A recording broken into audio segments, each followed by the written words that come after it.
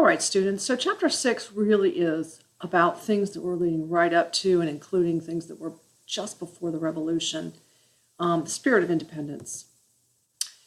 One of the things that was irritating to the colonists was the taxation issue, and they had no representation in Parliament. There was a good reason for that, but we'll talk about that in a minute.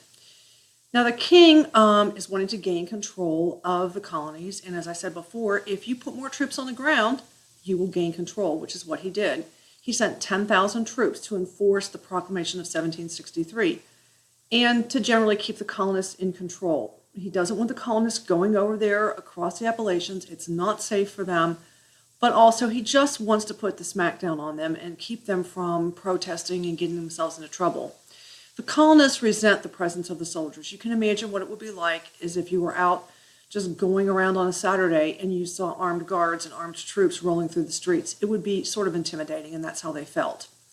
Plus, the soldiers are expensive, and they're expensive to keep overseas, and England needed money to pay for them, and so they put new taxes on the colonists. So the colonists not only don't like the soldiers being there, but now they have taxes put on them to pay for the soldiers that they don't want there to begin with. All right, writs of assistance. You need to think of these like a very primitive search warrant, except it wasn't a search warrant. It would be as if I had a sticky note tablet and I would just go and get this whenever I wanted to use it. No one had to go to a judge. No one had to go and get any permission. These were just pieces of paper that were, you can see the example of one. It had to be written up, but soldiers could use these whenever they wanted to. Now, the colonists, on their part, were guilty of smuggling. They had been smuggling for 100 years all around the world because they didn't like the Navigation Acts and they don't like being told who they can trade with and who they can't. They want to be free to sell and trade around the world how they want to. And the writs of assistance were used to allow customs officers and even soldiers to search ships, homes, warehouses, wherever they were suspected of having smuggled goods. And so, again, it really made people feel uncomfortable because you never knew when people could come in and just tear through your house or your ship or wherever, and they didn't have to even have a real good reason. Now, in reality, the colonists were guilty of smuggling, and the king and the parliament were trying to put the crackdown on that. But they had not been putting the crackdown on it for 100 years, and now all of a sudden they were deciding they were going to do something about that. This is called salutary neglect. When you make rules, but you don't follow through on them, people get so they don't obey the rules. And so the colonists were used to not obeying the rules about smuggling because they had never been made to obey rules. And now all of a sudden there was this. And again, so this is one more point of irritation between them and the crown. Okay, the Sugar Act was one of the earlier taxes, 1764. So this is just after the French and Indian War is over. Parliament passed the Sugar Act. It lowers the taxes on molasses. Now, molasses is a kind of thing that is made to help sweeten things. It lowers the tax on molasses that the colonists import. And Parliament hopes that the colonists are going to be happier with this, and they'll stop smuggling, okay? We're lowering taxes. Now, would you please do this legally? Please stop your smuggling. It also allows officers to automatically seize goods from smugglers without going to court. So it has a couple parts to it. Of course, the colonists don't want any taxes, and they don't want this. They felt that all of these issues violate their rights. They feel like these are rights they've had since, like you see in small print, since 1215. The Proclamation, the writs, the Sugar Act, all of it. They have no voice. They have not voted these taxes on themselves, and that was supposed to be something they had had since 1215. And this is a problem because as you can think about it, how was that representation going to take place for them? England is far away. And even if the king and parliament had said, all right, we'll give you representatives in parliament, how would those representatives possibly have been able to voice the opinions of the colonists on things because there's such a lack of time and communication between the time something is brought up, the representative can go to the colony, talk to the people, get back to parliament. It is huge amounts of time pass. So In reality, yes, they had no voice in Parliament, but if they could have had a voice, how would that have looked? It's almost impossible to have it have happened. The colonists felt they had a right to be secure in their homes without intimidation from their own soldiers. That isn't rocket science. You don't feel like your own soldiers should be coming down on you. They're British citizens. British soldiers should not be used to intimidate them. So now, okay, if you don't like these taxes, we'll give you some more taxes. 1765, we're just a couple years down the road from the French and Indian War. The king is trying to pay for that war. He's trying to fund all the British troops he has flooded into the colonies. Remember, the colonists don't want them there. They sure don't want to have to pay for them. So they put the Stamp Act on things. The Stamp Act taxed almost all printed material, newspapers, wills, any official document. They all had a stamp showing that taxes were paid. Now, this may not sound like a big deal, but it is a big deal. Because if you're a farmer and you want to sell a piece of land, you really have to have some sort of legal document. You have to go to someone. You have to have a legal document stamped. In order to do that, you have to pay a tax. The problem is a farmer doesn't usually have silver coins laying around his house, and all of these taxes had to be paid in silver. And so these taxes were all very burdensome on the colonists because they don't have that kind of thing. They've been used to bartering and trading and doing things pretty freely on their own without interference from the government. And so this is all very difficult for them to try to wrap their minds around, and they don't like it. They're not used to it, and they don't like it. It would be as if your parents said to you, okay, you can watch whatever you want on television. You can stay up all night long if you want to.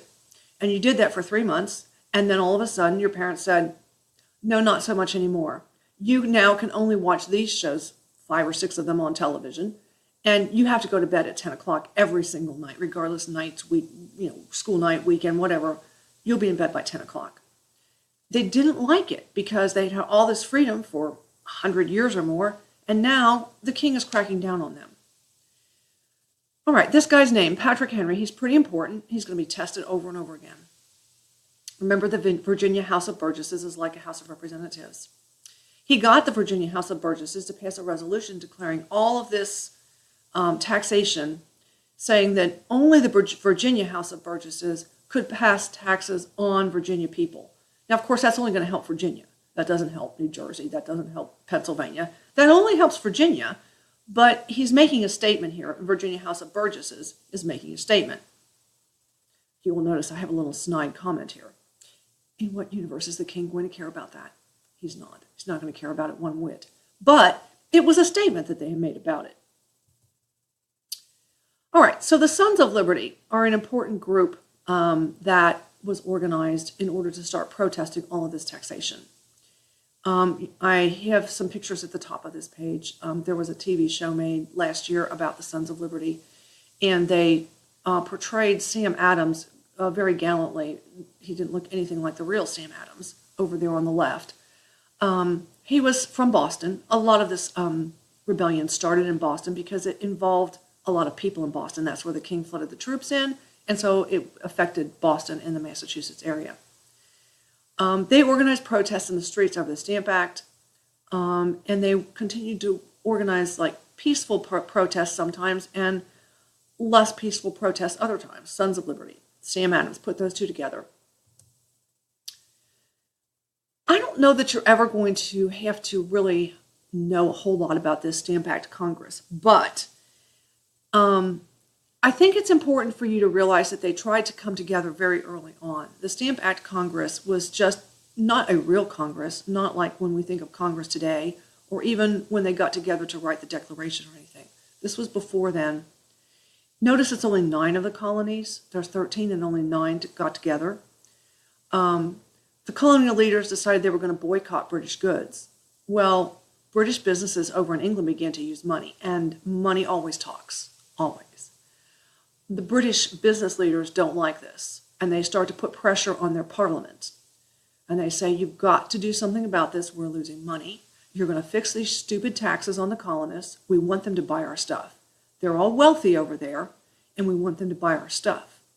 And so Parliament does repeal the Stamp Act, but then it passes another act. And in that act, it says they're going to tax the colonies whenever and however they want to. So that's sort of in response to the Virginia House of Burgesses saying only the Virginia House of Burgesses will tax. So they're just saying that later on we can tax you however we want. And of course, the colonial response to this is not going to be good. I mean, it's like, could we all just not get along? The Townshend Acts are named after someone, a person, that's his picture up there in the right-hand corner, Robert Townshend. And they decided they would tax, okay, we're going to take the tax off of paper. You don't have to do that anymore. But we're going to tax other things like glass, lead, tea, and paper. You're not, the document is going to be taxed, but now if you want to buy a sheet of paper, you have to pay a tax. So if you want to write on something or draw on something or make a map on something, you have to pay a tax on that to buy the piece of paper to draw on. And not surprisingly, the colonists are thrown into an uproar almost immediately over the new taxation, as you can expect. This woman at the bottom is important. You need to know that she organized the Daughters of Liberty. And she's important because not too many women in these days would speak up and do something like this. Her name is Mercy Otis Warren. She began this group, and they began boycotting British goods. Now, why is that important? Well, because like now, back in those days, the women, a lot of them are doing the shopping. And so they're buying some of this stuff. They're buying the tea. They're buying the glassware for their homes. The wealthy women are, and they're saying, no more. We're not buying it. We're not buying it from you. We might try to hope to get some smuggled in, but we're not buying it from Britain anymore. And so again, now the people in Britain, the business people, the manufacturers in Britain are going to feel the pressure from that.